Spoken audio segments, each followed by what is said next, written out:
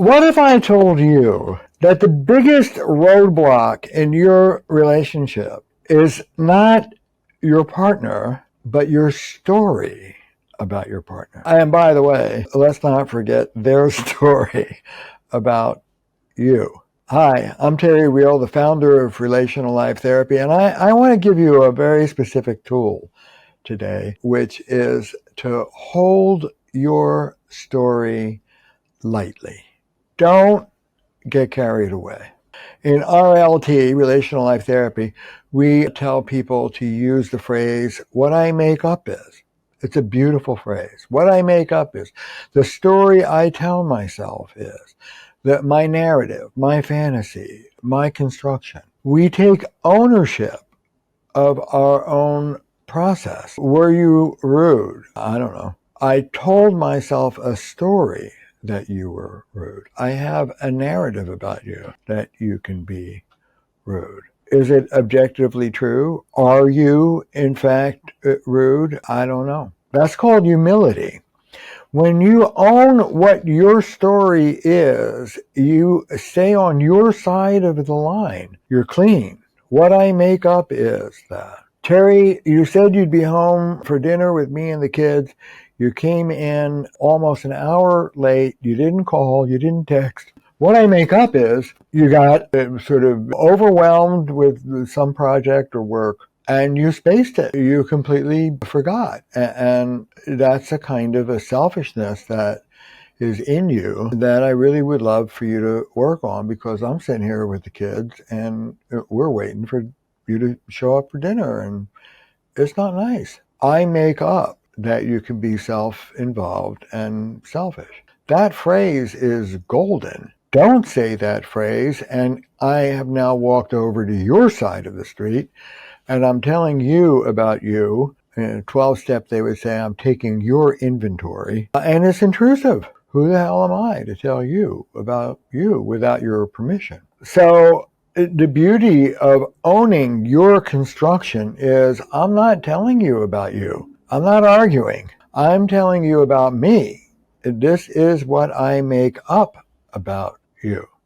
And the beauty is when you move from inhabiting the quote-unquote objective voice, this is who you really are, to the subjective voice, you move into humility. And the great trick in that, don't tell anybody, is no one can argue with you. If you are claiming objective reality, you got your neck out to the street and back. You're cruising for an argument. You're rude. No, I'm not. Yes, you are. No, I'm not. Well, and then you start marshaling your troops, arguing your evidence, you're before the judge. Well, here's why you're rude. Sally thinks you're rude too. No. You watch people do this all day long. I experienced you as being rude. Shoot me. Maybe I'm overly sensitive. I don't know, but that's how it felt to me. That's the story I tell myself. Ooh, what a relief. So this gets you out of the bind of, on the one hand, let me tell you what's wrong with you and what your character looks like and the work you need to do, all of which is presumptuous and intrusive. Who are you to be telling me all that, even if you live with me? But on the other hand, if I don't tell you all of that, you're going to keep behaving rudely with me or whatever the issue is. So I don't want to just be silent and collude. Okay, great. There's a middle ground. This is what I make up about you. Right or wrong, always a great phrase to throw in because it's subjective. Right or wrong, this is how I experienced it. But I wasn't rude. Maybe you weren't. But when you called me that nasty name and looked at me that way, I felt put down. What can I say? So there's no arguing, and you don't argue. I do a lot of shrugging in my therapy and in my marriage. I don't know, maybe. You don't have to fight with anybody. The second thing is that if you take responsibility for your story, the next step is taking responsibility for your feelings.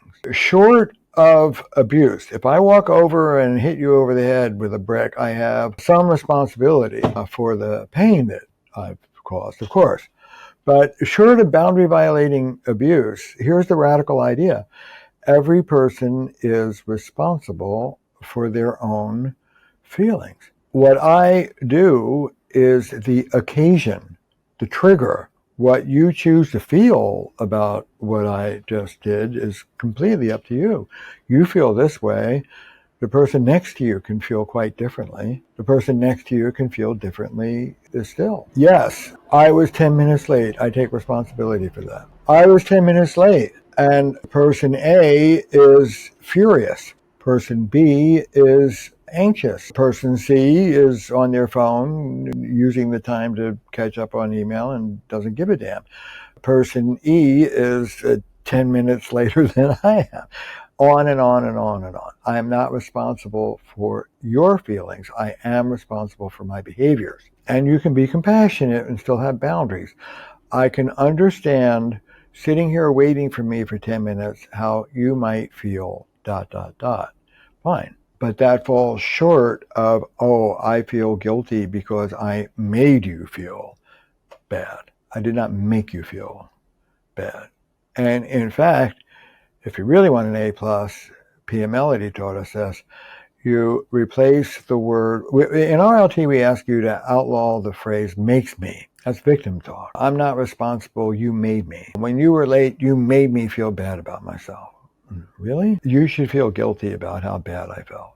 Really? No, that's bad boundaries. I didn't like it. I told myself a story that I wasn't valuable to you. Oh, I'm sorry, honey. But when you were late, I felt terrible and you're responsible for my bad feelings? No, you're not. Outlaw the word makes me. You make me. There's blame. And I made you is also blame. You know, in our culture, if you say to me, you made me feel bad, it's clear that that's blame. But if I say, oh, I feel guilty that I made you feel bad, we think that's moral. No, it's still blame.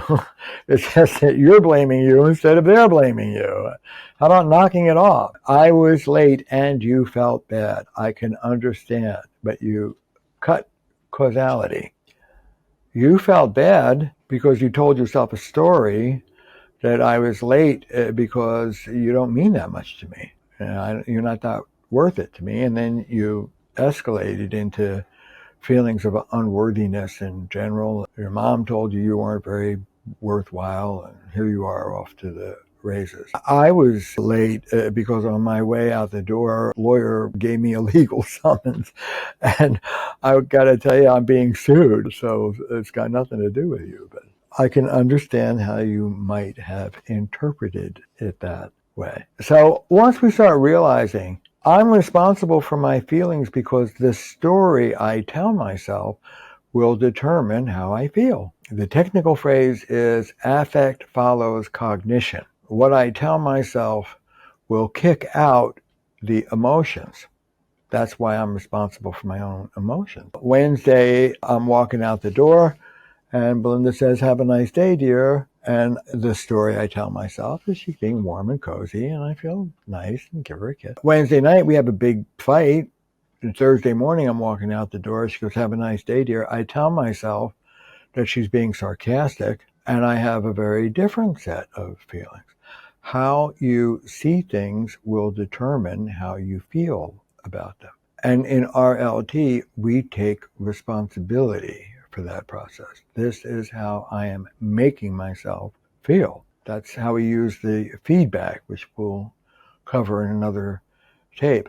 And, you know, my kids, 2 boys, 34, 37, to this day, they do great comedy on being raised by 2 therapists, but they've been listening. And to this day, my 37-year-old will say, Dad, I called you 2 days ago and you're just getting back to me now.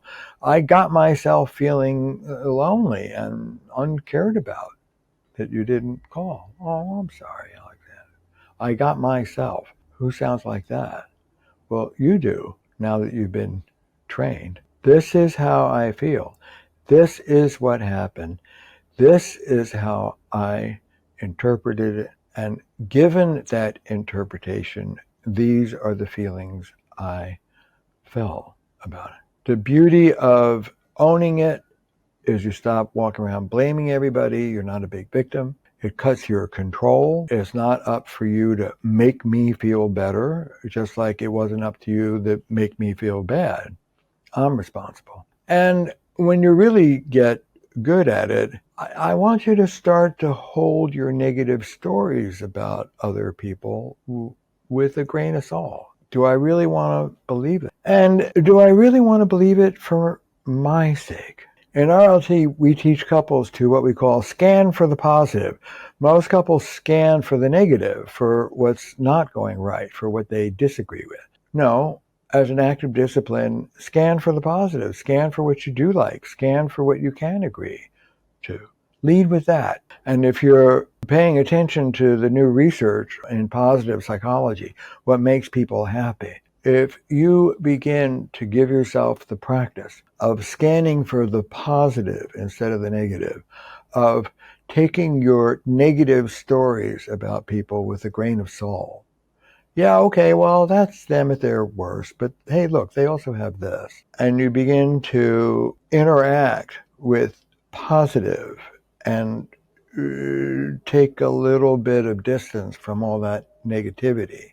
For your sake, you might be surprised at how people respond. It's not always true. Sometimes you have to stand up forcefully to, for example, a bully, but quite often the research is clear. Negative breeds negative, and positive quite often breeds positive. Take your negative stories about yourself and those around you with a big grain of salt. Okay, that's their character flaw.